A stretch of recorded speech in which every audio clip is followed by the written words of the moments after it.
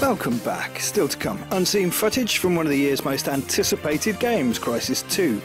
But first, an old friend. Regular viewers will know that when we were in Germany at Gamescom recently, we met up with Mike Green of Lionhead.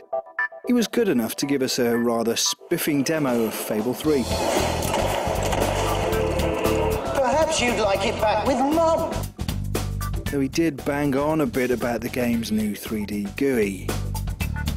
Now I'm going to talk to you about the 3D GUI. Another thing that 3D GUI has, one of the other cool things about 3D GUI, one of the other big features is the 3D map. You can also select all your clothing in the 3D GUI.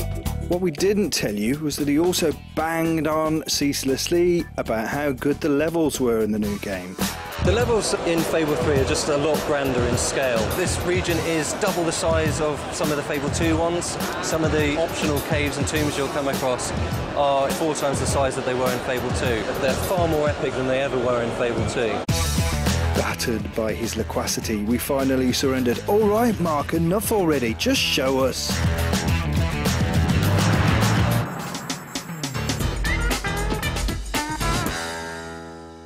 So the level I'm about to show you is Mistpeak Valley. This is one of the earlier regions in the game, so you'll get here about an hour in. And it's also possibly one of our biggest regions. Double the size of some of the Fable 2 ones. Pretty much wherever you look, you can go. This is Brightwall Village over there. You can head down to there. That's a good 10-minute trek.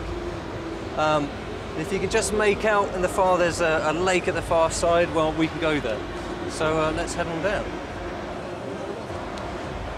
The fans like these snow regions. If you played Not Whole Island, that was one of their favourites on Fable 2 for the downloadable content.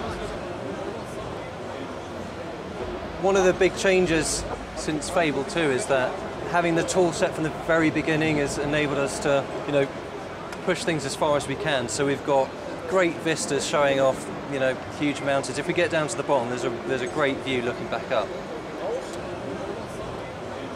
Again, there's loads of optional side paths we can go, so we can actually go up there if we want to. Let's keep running down. As we come down here, the snow should start to fade off.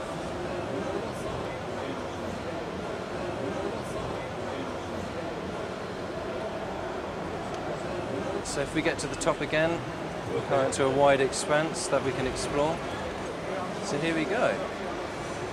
Let's fall down, vaulting's back in the game from before. Oh, there you go, so skid down. See, this is a much wider area than Fable 2 that we can go off. There's secrets everywhere, so if we can go off and explore the woods over there, we'll find loads of cool things. There's a ton more optional side quests this time, so as well as having full-fledged optional quests that are going to take the player a good 40-50 minutes to complete, there are other smaller ones that will eventually unlock new regions. They'll send you back to other areas. There's some caves you'll explore that will actually unlock an area you couldn't get to before. So there's going to be a lot of places where you'll see something, you're not going to quite know how to get there, but by exploring all the optional side quests, you'll eventually get there. So swimming is bag, we've got dive spots again. All the way through there. So, looking back, so we were all the way back over there when we started.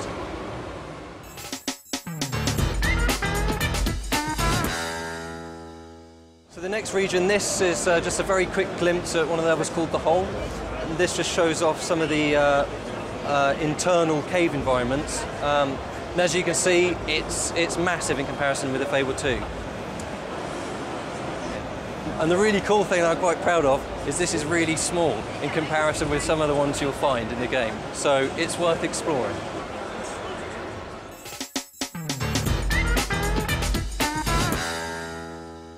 So the final region I'm going to show you is Brightwall Village.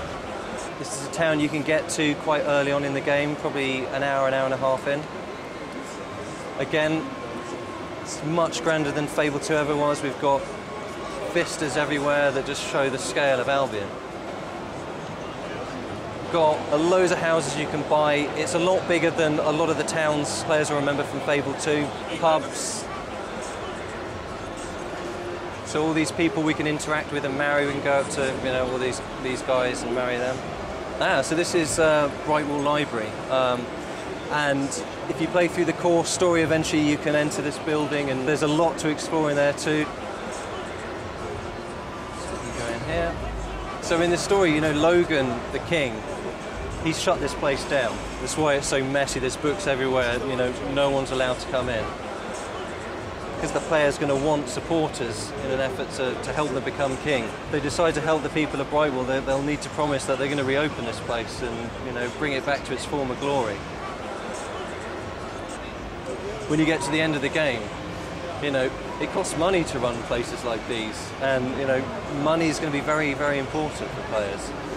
So there's going to be a lot of very, very tough choices that players are going to have to make. It's not going to be such a black and white, be good or be evil. People are going to really sit there and go, oh God, but I promised these people, I really want to help them out. That's your problem, mate. Look, if you want to get out of here alive, you need to reveal one of the game's secrets. If you explore the library building, there's a tomb under there that you can just get lost in for hours. Sorry, too vague. Tell me a proper secret. One of the cool levels that the level design team have created, which is essentially probably a lot of the team's favourite, is something that evil players will enjoy greatly. I don't want to spoil anything. If you remember the like the Temple of Evil from Fable I and Fable II, well, there's a lot more to do there. I think. Oh, I don't want to ruin it. You have to explore. Too late. The cat's out of the bag now. Yep, the Temple of Evil is back and it's big.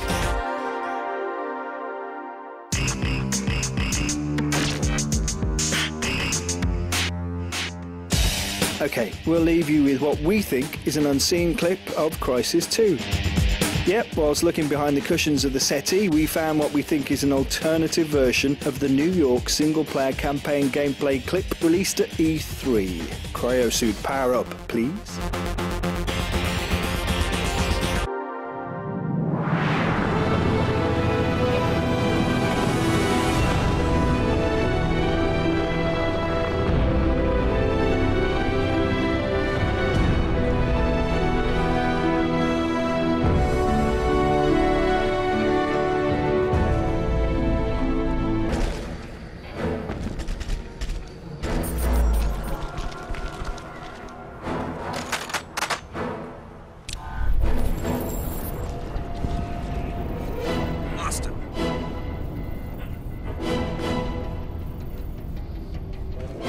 Attack!